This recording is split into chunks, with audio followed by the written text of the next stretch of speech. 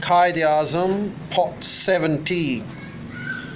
Under pressure, however, from several Congress leaders, he moved a resolution that was carried unanimously.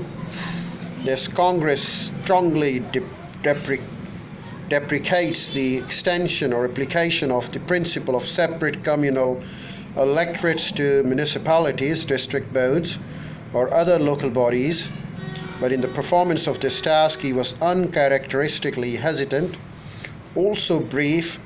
I did not intend to speak at all, but in response to the wishes of a great many leaders of the Congress, I have agreed to move this resolution before you, he said. However, he remained opposed to the separate electorates that was emphasized by his observation at Aga Khan's session of the Muslim League in 1913. Special representation or separate electorate, said Jinnah, would get them only two watertight compartments. Herein lay his dilemma, real and difficult to resolve, for he was not per se opposed to constitutional safeguards to protect the interest of the Muslims as a minority. Otherwise, he would never have advocated that aim of Muslim League ought to be achieving a self-government as suited to the realities of India. Yet how was he to be true to his beliefs, his nature, simultaneously to Muslim interest and his constituency that remained essentially Muslim?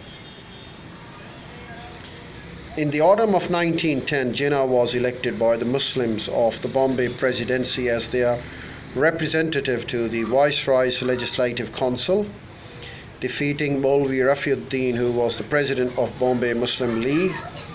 In this council, just a month after his election, Jinnah entered into a heated verbal exchange with no less than the Viceroy himself, Lord Minto.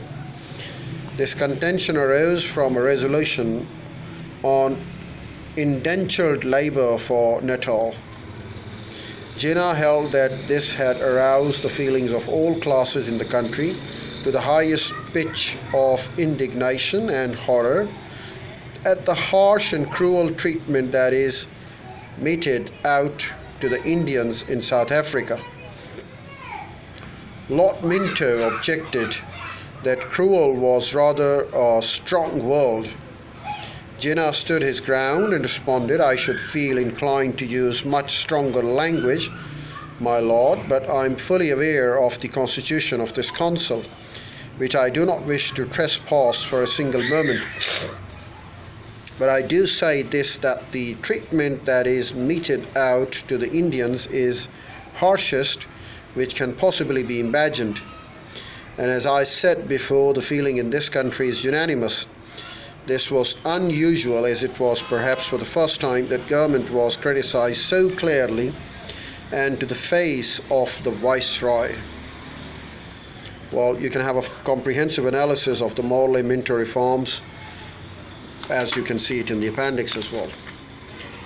Jinnah did not also suffer the pressures that influenced many of his North Indian compatriots elected through limited communal franchises.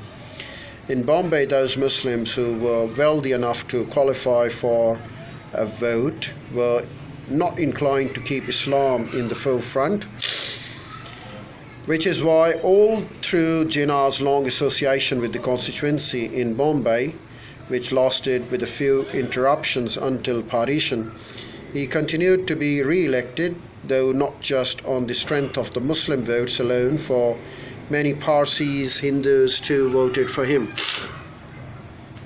In the Viceroy's council, Jinnah found himself sitting alongside some of India's most eminent men,